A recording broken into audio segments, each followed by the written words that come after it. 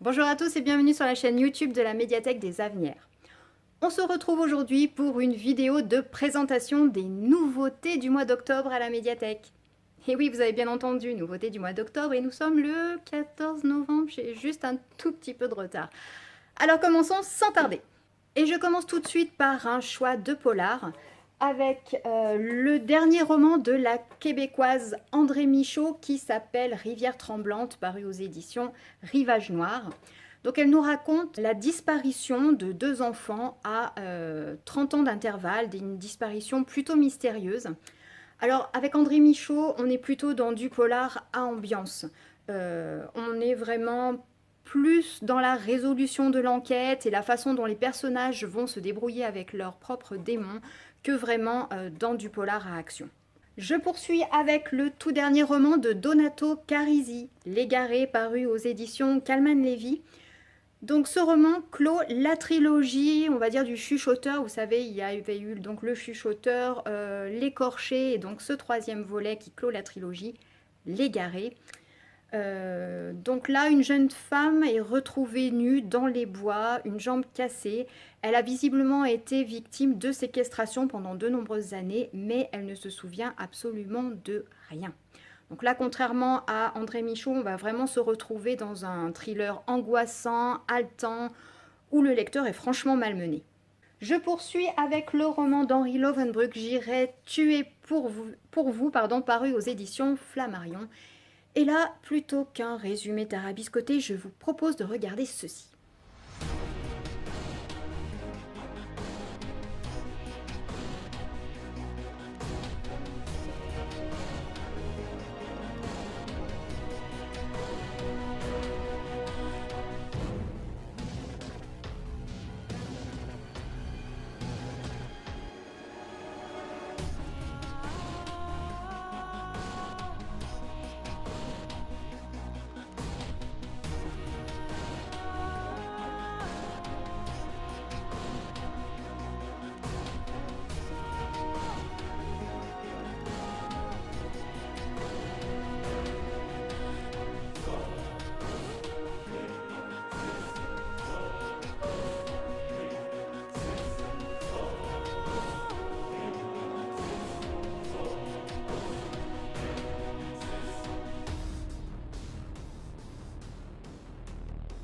Je poursuis avec le dernier roman de Gaël Perrin-Guillet, paru aux éditions City, qui s'appelle Les fantômes du passé.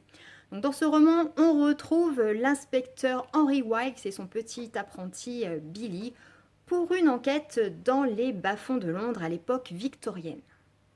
Et je termine cette série de polars avec le tout dernier Colonial, paru aux éditions du Rouergue, Sur le ciel effondré. Donc on retrouve avec plaisir Colonial qui nous ramène encore une fois en Guyane avec le très charismatique capitaine Anato qui cette fois-ci a une acolyte qui s'appelle Angélique Blackaman.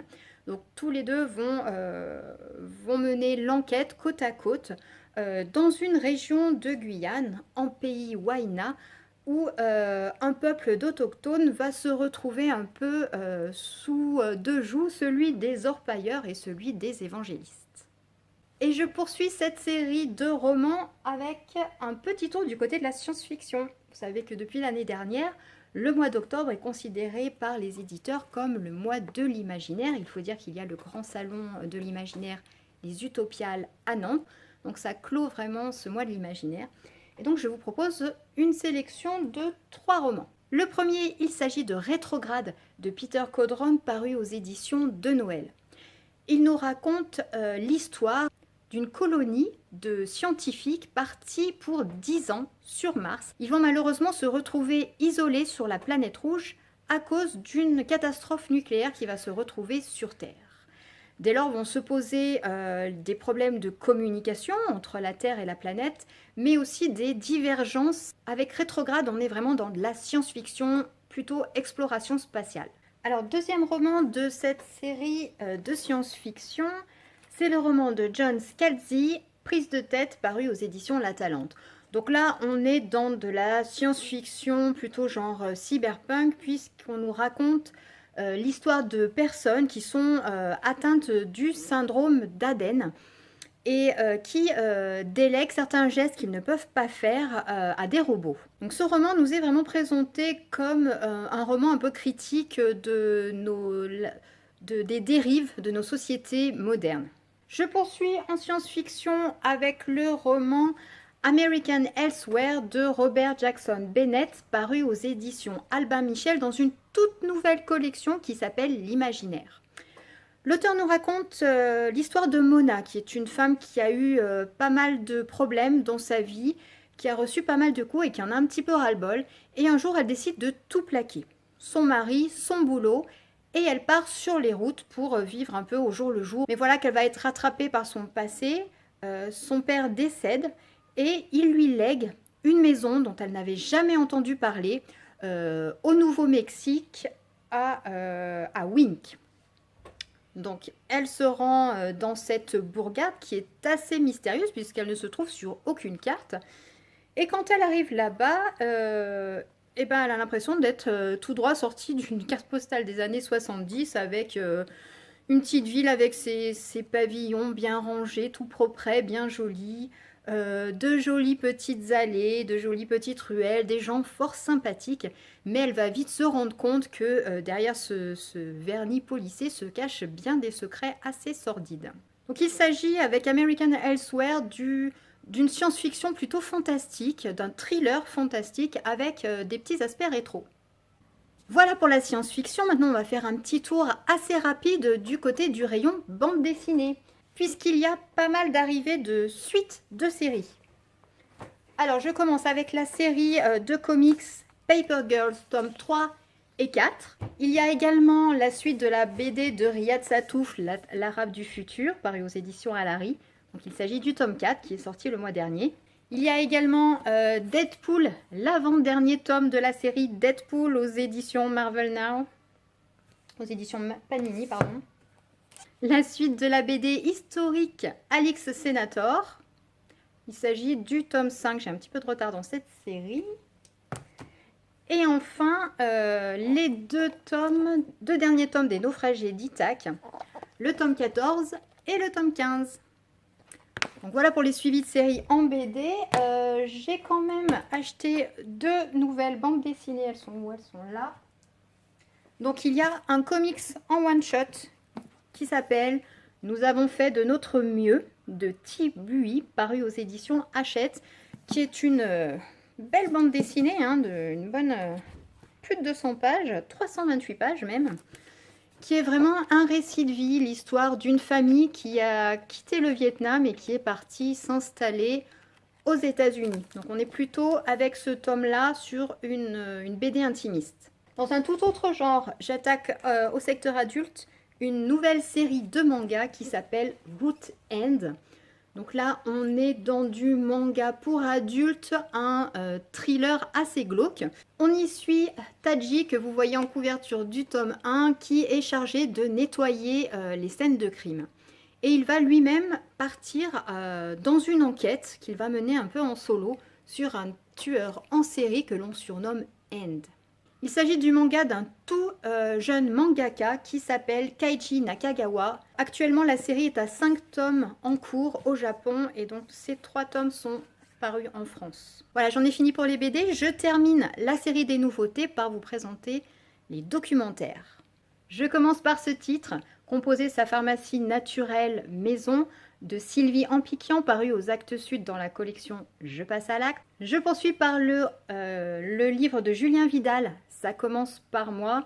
Soyons le changement que nous voulons voir dans le monde, un manifeste utopiste, pragmatique et réjouissant, paru aux éditions du Seuil. Et voici un livre aussi, le livre du youtubeur Lexa. Vous connaissez peut-être la web-série qui s'appelle « Et tout le monde s'en fout ». Eh bien, voici le livre de la web-série. Donc Lexa, le youtubeur qu'on voit ici en couverture, a l'habitude d'aborder dans ses web-séries un petit sujet de société où a priori tout le monde s'en fout. Et lui, il pointe du doigt pour essayer d'éveiller un peu les consciences. Donc ça sort juste en livre. Si vous ne connaissez pas sur YouTube, vous pouvez peut-être le découvrir à travers ce livre. Je poursuis avec Les États-Unis de Trump en 100 questions, paru aux éditions Taillandier et écrit par Laurence Nardon. Vu qu'on vient juste de sortir des élections de mi-mandat, si vous avez des questions, je pense que vous aurez peut-être les réponses dans ce livre. Le livre suivant, c'est la biographie officielle de Neil Armstrong par James R. Hansen, paru aux éditions Michel Lafon. Donc voilà, c'est la première biographie officielle du premier homme qui a marché sur la Lune. Et la couverture est tirée du film First Man, qui est actuellement peut-être encore sur les écrans. Un autre livre sur un sujet qui peut peut-être vous intéresser, sur le sommeil. Pourquoi nous dormons ? Le pouvoir du sommeil et des rêves du docteur Matthew Walker, paru aux éditions La Découverte. Enfin, un livre un peu assez drôle de Marianne Power qui s'appelle Help Me. C'est une femme qui a décidé de mettre en pratique toutes les recommandations qu'elle a pu trouver dans les manuels de Feel Good, en fait, de développement personnel, la recherche du bonheur, etc. Et donc, elle a essayé pendant un an d'appliquer à la lettre tous ces préceptes pour voir si enfin elle arrivait à changer sa vie.